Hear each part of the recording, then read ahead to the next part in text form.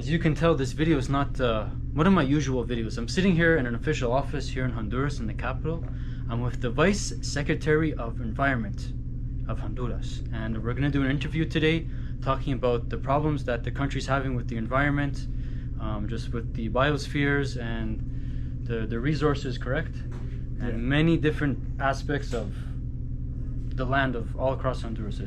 It's quite interesting, and it's also quite corrupted. So I have Jorge here. He's going to talk to us and explain what's going on here in the country. It's interesting for me because I used to live here for 2 years, and I used to see what goes on with the country. I used to see all the garbage that just is polluted all across the country. It's a big problem here in Honduras. So here we're going to hear Jorge's story and his explanation of what's going on here with the environment of Honduras. Yeah, I would like to clarify that all the information I'm telling you is public. Okay. There is nothing classified. Okay. First of all, I would like to highlight that we receive a disaster of government. Those people who were in power before, really, they wanted to sell the country in pieces by the famous sedes. You know, you already have some information, and hopefully you can show that later. They allow for something called a ZETA, which is a zone for economic development. The idea there is to set up mini governments within Latin American countries, such as Honduras. So it allows a corporation to come in and purchase large areas of land and then designate them as these development areas and set up their own governments inside of there. So the idea is you will pay taxes to this mini government that will then run all of the administrative and the legislative. They will decide what laws apply, and as well the judiciary in those areas. So they'll run the courts as well. So they collect the taxes, and they'll give a percentage of that to the Honduras government or the Mexican or the Belize government, but they get to keep most of the taxes. And this was with the previous president. The previous president, I don't like his name. He's in New York right now. He's in a federal prison in New York for obviously this information is public, for drug trafficking and corruption. Yes, and some people say he's innocent. Yeah. You know, because they don't accept the testimonial in evidence. But in the United States, the testimonial evidence have value. It has value. You know, but not here. Here, no. Here, no, he could be free in Honduras. Here. But this is something good. But I've had other people tell me that I think his brother or his family members have been caught with illegal. His brother is also in jail in the States too. Oh, okay, I didn't know that. His brother used to be a congressman. I have nothing personal against them, you know. No. This is all public information. This is public information, so I'm not telling you nothing new. No. What is really sad is that they were selling the country in pieces with the famous sedes, Zona Especial de Desarrollo. Yeah. But what I'm really mad is that they, with that all the tolerance that they have in those days, they value everything on money. Everything, money. Everything's all about money. We have dignity in our country. Right. We have indigenous land like my hometown Mosquitia. La Mosquitia. That's supposed to be around 2020. There were 216 illegal landing strip in Mosquitia region. Okay, that's a lot of landing strip. That is a lot. Smuggling drug from South America, Colombia, Venezuela. So they would use to Mosquitia to smuggle the drug to the United States. So they would fly illegal drugs from, let's say, Venezuela, Colombia, Bolivia, right to La Mosquitia. Yes. They would make landing strips there, and then that would continue to the United States or some of the islands. Honduras sigue siendo el país centroamericano más importante en la ruta de la droga. Por mar y aire, los narcotraficantes siguen utilizando Honduras como puente para llevar droga a los Estados Unidos. Honduras es uno de los puntos principales donde pasa el tráfico ilícito de drogas, específicamente cocaína. Of course. Wow, I didn't know this. It's really sad, but the big problem right now is that they create social problems between us because all the scandals, the death, the distribution of the cocaine, but some of the cocaine remain in the country, Okay. and that creates social problems, with the gangs, juvenile gangs, and it's a- 18's, MS-13. yes, all the famous maras, the Sí. juvenile gangs, they are not that juvenile anymore. They're No. maybe people older than me, Yeah, chief of the gangs. Very, very powerful gangs here in Honduras. Yes, They yes. control sections of the city and many neighborhoods of And they were directly related to the to the past government. Ah, wow. To the past government. I don't want to give some names because No, it's we're not gonna- dangerous. We're not going to give but names. it is public, and you could find ton of information about it. Right. Some people who are right now the opposition of this government, they were fighting corruption, but now they're joining to some bad people with bad reputation. So those next elections will be very interesting in Honduras, because they are trying to make a coalition to kick this government out of power. It's gonna be a reverse. First. We need to keep in power to continue with our changes in the country. If we continue the same, that's gonna be in Spanish we say retroceso. We're gonna get on reverse. Yeah, it's going to come back. It's going to be the same. Talking socially and environmentally, Right. So if you pay attention, you get a satellite image of Rio Plátano Biosphere Reserve and Mosquitia. Where is Rio Plátano? Rio Biosphere? Plátano Biosphere Reserve is a World Heritage Site. But located where is it on where is it on the map? here. This is Mosquitia region. Okay. You can see it in that map. Okay. Is the place with living culture, huge archaeological sites. Yes, The biggest biodiversity in Honduras is there. Right. Big fisheries, big wetlands, but also is flatlands where they built those 216 land strip And there's in also 2020. and there's also the ancient what's it called? Supposed to be Ciudad the Blanco. mythic Ciudad Blanca, White Ciudad Lost Blanca. City, but it's Yeah, a mythic. It's mythical. It's mythical. Should be called Ciudad Jaguar. It's not there. All that reserve, Rio Plátano Biosphere Reserve, is full of archaeological sites. Oh, really? No Mayan. No Mayans.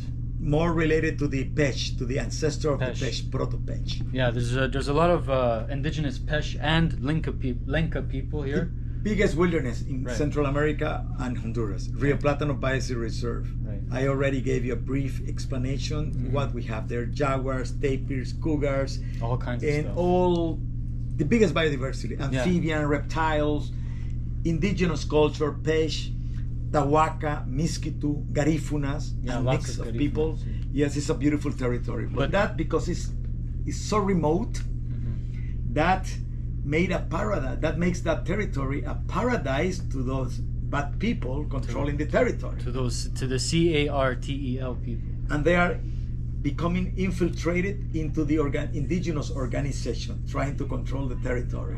I don't want to give name because that's where it becomes dangerous, They're bribing them. But in Mosquitia, everybody knows each other. Right. We know who we are. Yes. Everybody know each other in La Mosquitia.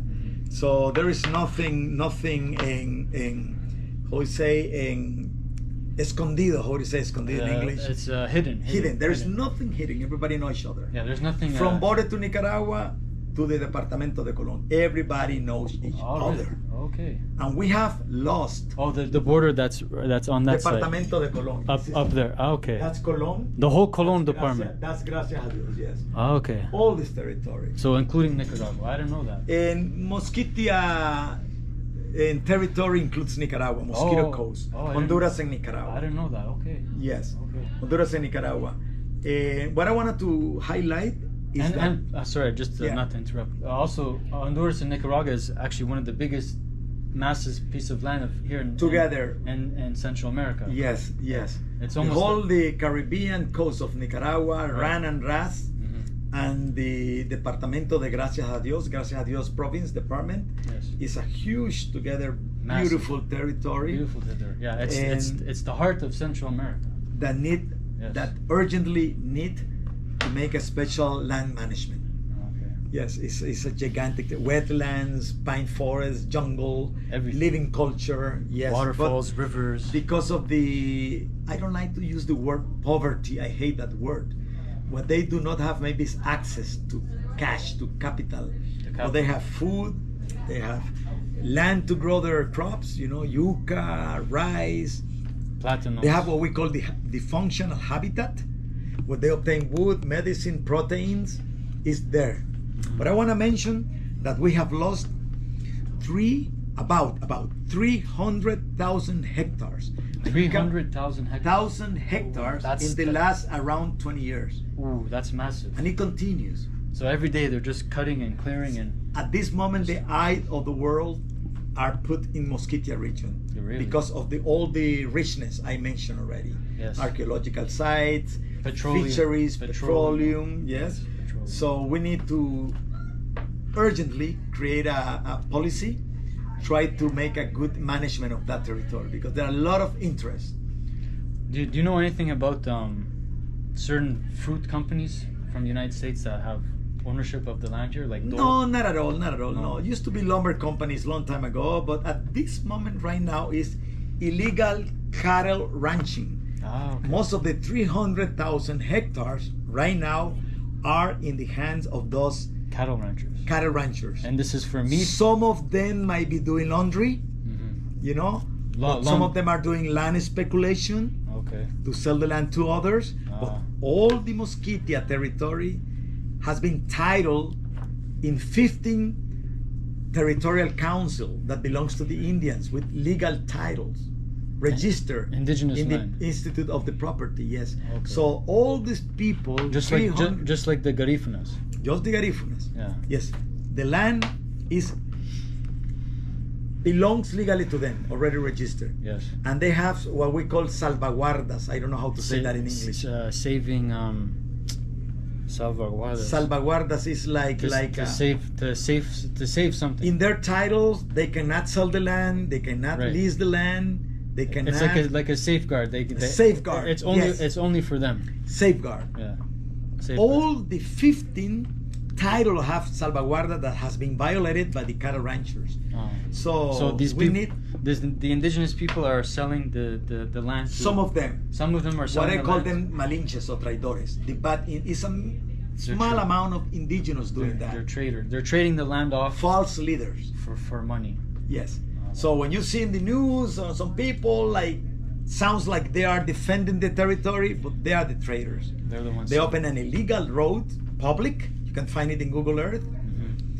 From Dulce Nombre de Culmi, Rio Huampu, to Pimienta, and then to Huampusirpi. The road is open. For what purpose?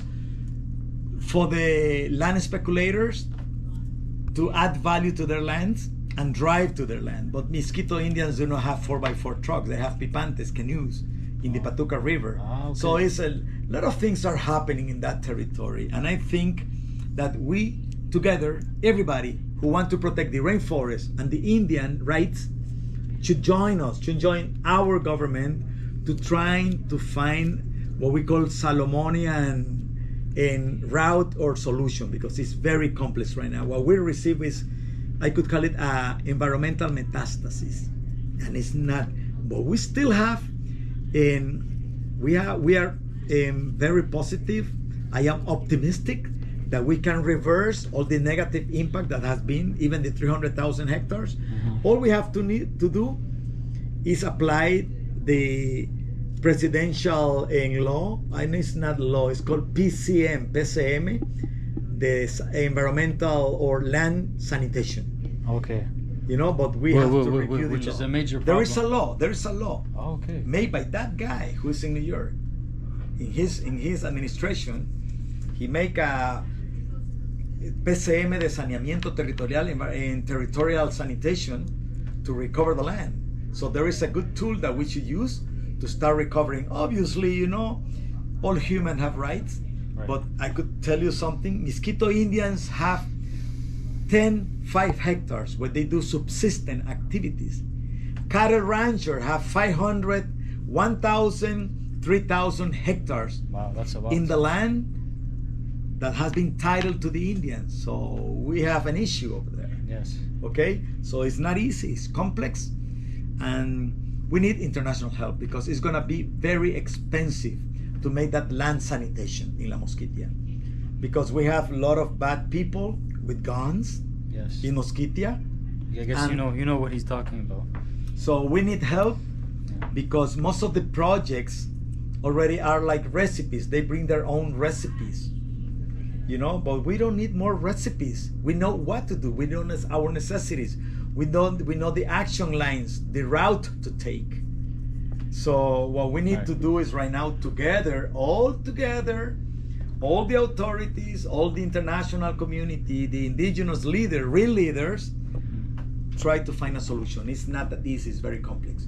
But I am optimistic. That's one of the reasons I decided to help our government of our Presidente Xiomara Castro to try to revert all the negative impacts of all those bad situations. And by the way, I would like to mention that we made a resolution called Zero Deforestation from 2024 to 2029. Okay. And we already started with the army, you know, trying to make a sanitation of recover the land of the nucleus of the protected areas. We're talking about 70 protected areas, not only Rio Plata, not only Mosquitia. All over the country. All over the country. 70 areas. And we are on the process of creating that strategy. We already asked people occupying the land to leave the land because they are irregularly occupying the land and they do not have accreditation of the titles or their land or occupancy. Okay. So we're trying to do the best. It won't be easy, but we're trying to protect watersheds because during the dry season right now, a couple of months ago, we were crying because of the drought, but we are destroying the watersheds. All the cattle ranchers did not have water for their cattle, for their livestock. Yeah, I because know. they destroy the watersheds. Right, I know this because when I used to live here, and let's say from May to July, there's no water in the town. I know. Water only comes on a few times a day. You can't take a shower. You can't wash your food. You can't flush the toilet because it's a drought. That's one of the big goals. Big problem. National goals. Yeah. Deforestation, we have to stop deforestation, recover the micro watersheds, give the power to the organizations, you know, Juntas de Aguas, the organization that manage the micro watersheds. We are trying to follow the Convenio of Biodiversidad, you know, the biodiversity treaty, because we are already signatory of those treaties, of those convenios. So all our biodiversity, all our watersheds are in those more than 92 protected areas of the country. It's not easy. People don't like that we apply the law. No. But I bet you, short term, mid-term, people will applaud us for what we're doing because it's something, how can I say, heroic. Heroic, yes. Yeah. Yes. Does the government plan to make a solution for the garbage all across the country? Because there's garbage all over the country, on the highways, cities, streets, small villages. Is there a plan to... It's very complex. Is there a plan to establish some sort of system? Yes, we have projects. We have a project called Proyecto Padre Andrés Tamayo. Okay. And we are working with almost all the small municipalities to start making management of our trash, classifying the trash, recycle. And it's not that easy because we broom the street, and next morning people throw trash again. Yeah, we clean, but the cleanest country is the one that throw less trash, not the broom the streets. That's right. It's the mentality of people here. They just have something and they just throw the trash on the ground. And I don't want to call it this in culture. That's not a culture. It's anti-culture. It's the mentality. It's what we call civism. You know, the people love of our country. And this is something we have to start changing our people. The trash classification in the big cities, sewage problem, you know, residual waters in some places are thrown directly into the rivers. Yes, and then the rivers go to the ocean. And we have projects already working with small municipalities, Proyecto Padre Andrés Tamayo, working in almost all the small municipalities. But the big challenge have to start in the big municipalities, Tegucigalpa, San Pedro Sula, La Ceiba, Progreso, where it's very complex, it grows. We need to start right now classifying trash, recycle what is recyclable, but the other challenge is the organic waste. It's around 70% of the whole waste is organic waste. Oh, really? Yes, we could create biogas. Biogas? We can produce fertilizer, you Right. know, Or feed animals. feed animals and Whatever. improve the quality of the soil. Wow. You know, it's not easy. It's very complex. Very it needs complex. education. It doesn't change in 4 years. No, it's because it's been generations of people just throwing trash on the ground. Too much tolerance, more environmental education. We are doing it through the educational formal education system, informal education system. We have a direction of, it's called Dirección de Gestión Ambiental. Okay. Already working on it. We are recycling. We are rescuing tons and tons of Trash. waste that could go to the rivers. We are already recycling. Recicladora Diamante. There are different recycling. Okay. I wish you can interview our friend Benito, Okay. who can give you information about the recycling. The big challenge right now, the big Or a tour. will be yes, in organic waste to create biogas, okay. fertilizer. I don't know. There was this much amount of organic waste. Oh yes. I didn't think Yes. people here would waste food like this. Oh yes. There's a lot of, it could be skin, you know, buns, any organic waste. Everything. Yes. Oh, okay. We can produce biogas and produce electricity with that instead of letting the methane go to the atmosphere that create Greenhouse. the greenhouse effect gases. Or into the rivers, to the ocean. Yes, Yeah, the 'cause- pollution. You know what creates what we call the biological demand of oxygen when it goes raw into the rivers. Yeah. Kills all the aquatic fauna. Oh, it you know, kills it. this is something that we inherited. It's not that easy. No. And we are not with our hands crossed.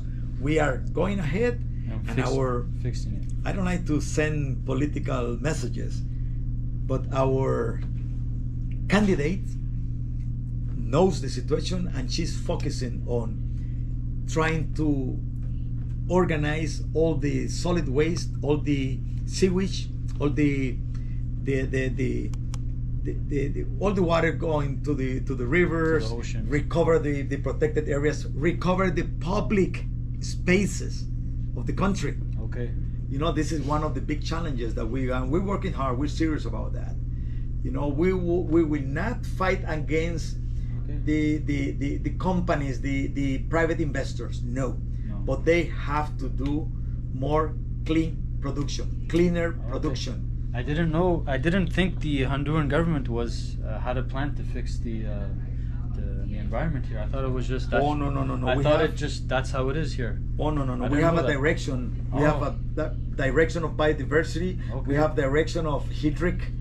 It's called Dirección de Biodiversidad, Dirección de Recursos Hídricos, you know, and Gestión Ambiental. Okay. Wow. I didn't know. No, this.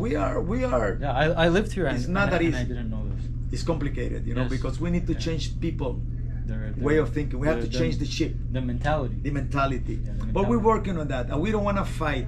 We want to create those gradual changes in our population. Progress. Yes, progress. Step by step. But always focusing on clean production. Okay. Cool. Clean production to me is the key. Talking in factories and water treatment, in agriculture, you know, cattle ranching, everything has to be clean production. You know, try to start a plan de ordenamiento territorial, starting environmental order of the territory. But we have to start core zone, buffer zone, micro watershed, wetlands, and obviously the coral reef The coral. Yes. that is dying because of the climatic change, because the change on temperature of the water. That's Yeah. serious and it's out of our control. Honduras has the second biggest coral Yes. reef in the whole world, Yes, and the nicest. yes. I think the first is the one in Australia, I believe. So you should know that about 35% of the Honduran territory is protected legally. Ah, okay. About 92 protected areas, with a lot of biodiversity, and that's our promise, and we're working on it already. Okay. We already neutralized La Muralla. We are neutralizing Agalta National Park. Some people say that we are too radical, but for radical problems, radical solutions. That's you know? right. And Right. obviously, we want to respect human rights, and we're working on that. That's good. Okay, because some people, the old government allowed them to get into the core zone of the reserve. They did nothing. Vote for me and destroy the reserve. No, we are not on that. Okay. So we are changing everything. changing everything on. That's the reason they hate us. Yeah. Because we're trying to do the best. Right. Environmentally. Environmentally. Yes. Not politically. I am the best witness. I'm a 4x4 man. You know, I am an full outdoor person. Yeah. So they cannot say that I became like a forest secretary. No. I am 4x4. I am doing the best with all my heart to do the best in our government. He has experience in the Yes. in the territory, in the land. Yes, and I know the people. I know all what's going on. So you're the best man for the job. I'm doing it with all my heart. That's nice. With all my commitment. I hope you become successful. I know I'd like to see Honduras change because it's a very, very beautiful country and not that many tourists come here. Because for one thing, it's dirty, it's classified as dangerous, but it's not. The whole country's not dangerous. And yes. Yeah. But yeah. The perception, the negative perception of the insecurity is old. Right That's now. what I want to say. Safety is improving right now. Safety is improving. Yes. If we clean the country, Yes. we improve safety, people will come to Honduras. Yeah, because everybody who travels, there's a lot of people who backpack, travel through the Central and South America, and they skip Honduras. They don't come here, but they don't know that it's just as beautiful as all the other countries. But from the perception, like you just said, everybody skips it. Yeah. If you pay attention, 91 protected areas from cloud forest, rainforest, dry forest, wetlands, and coral reef. Yeah. I mean, Honduras is a diamond. Lots of tourist attractions here, but yes, like I said, nobody comes here.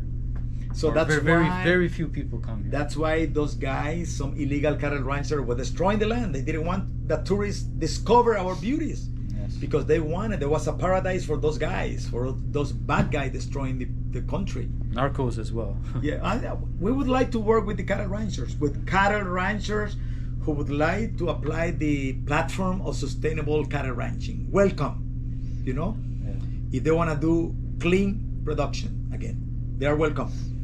Yes. Wow. Because most of the deforestation is from cattle ranching. Cattle ranching. So yes. They can. I do not want to satanize the cattle ranching activities, but those cattle ranchers who are in the core zone of the reserves, they are not our friends. They should get out. Okay. We can make sustainable, and the platform of sustainable and cattle ranching should be done in the buffer zone or out of the buffer zone. You know, we have big land. Honduras have a lot of land. Honduras is hilly-billy. Yes, very big country. Yeah. Wow. Cool. Yeah. Thank you. Yeah, my pleasure. Is that it? Yes. Okay, yes. That's it. I hope you guys enjoyed this. A little bit more information about what's going on here in the country, as I used to live here, so I was curious myself. I'm glad it was nice to meet you. Yes, nice to meet you. Well, thank you for the interview. I left it.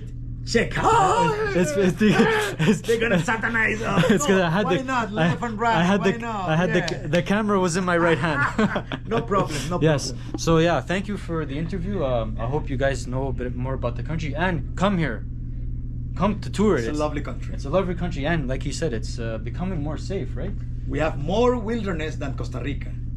Did you hear what he said? Central America, it's way bigger than Costa Rica. More than 80 rivers. Look at the map. Yes. More than 80 rivers for potential for whitewater kayaking. Hot springs too. Oh, all over. Many hot springs. Come here to Honduras. All over. It's fine. Just be careful. We are safe. Yeah, it's safe. Yes, we are a safe country. Yeah. And safety is improving. I made many videos here. I'm sure you've seen, and nothing ever happened to me. Don't go to the suburb areas with the 5,000 cameras taking photographs because, of course, it's not safe. It's not safe. Exactly. But 90%, 95% of the Honduran territory is safe. Yeah. Right. Yes. Like beach towns and hills and rivers and hot springs. There's no melandros there. Yes. Right. The best wilderness of Central America is in Honduras. It is. Yes. And nobody knows this. Yeah. Anyways, thank you. We'll see you later. Thank you, Jorge. Gracias. My pleasure.